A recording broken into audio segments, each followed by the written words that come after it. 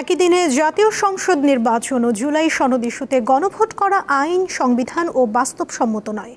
দেশের বর্তমান পরিস্থিতিতে জাতীয় সংসদ নির্বাচন আগে হওয়া উচিত, নইলে জটিলতা বাড়বে। এমনটাই মত দিলেন সুপ্রিম কোর্টের আইনজীবী আহসানুল করিম ও ঢাকা বিশ্ববিদ্যালয়ের রাষ্ট্রবিজ্ঞান বিভাগের অধ্যাপক সাব্বির আহমেদ।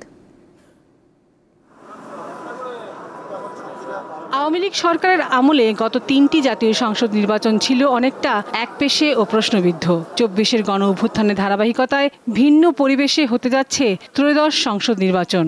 একই দিন জুলাই সনদ বাস্তবায়নের আদেশ নিয়ে হবে গণভোট। সম্প্রতি জাতির উদ্দেশ্যে ভাষণে এমনটাই জানালেন প্রধান উপদেষ্টা। গণভোটের দিন 4টি বিষয়ের উপর একটি মাত্র প্রশ্নে আপনি অন্তর্বর্তী সরকারের এই সিদ্ধান্ত কতটা বাস্তব ও আইনসম্মত তা নিয়ে বিভিন্ন মহলে মতপার্থক্য রয়েছে। গণভোটের প্রশ্ন তখনই আসে আমাদের সংবিধানে, যখন সংবিধানের কোনো যদি বিধান পরিবর্তন করতে হয়, তখন 2/3 মেজরিটি নিয়ে একটা বিল পাঠাবে রাষ্ট্রপতির কাছে, এবং একই সাথে গণভোটের জন্য পাঠানোর বিধান আছে।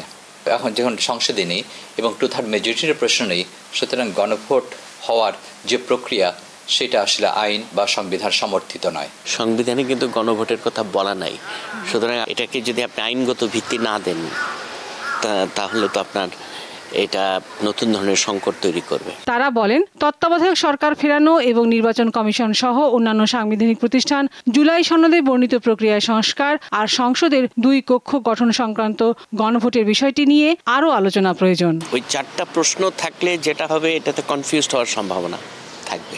কেউ যদি বলে যে না আমি একটা ভোট দেব, আবার কেউ যদি বলে যে না আমি 4টাই না দিব, বা 3টা না দিব, 1টা হা দিব। সুতরাং এইটাকে আসলে আমার মনে হয় একটু থিঙ্ক করতে হবে, আবার নতুনভাবে রিথিঙ্ক করবে। অধিকাংশের ক্ষেত্রে এই যে 4টা যে প্রশ্ন আছে, সেই 4টা প্রশ্নে আসলে তেমন টিক চিহ্ন বা ক্রস চিহ্ন কোনোটি পড়বে না, কারণ মানুষের তখন একমাত্র ফোকাস থাকবে হচ্ছে মার্কায় ভোট দেওয়া। আগামী বছরের ফেব্রুয়ারিতে একই দিন হবে ত্রয়োদশ জাতীয় সংসদ নির্বাচন। বিএনপি এর পক্ষে থাকলেও জামায়াত সহ সমমনা দলগুলো আগে গণভোট, পরে জাতীয় নির্বাচন চায়।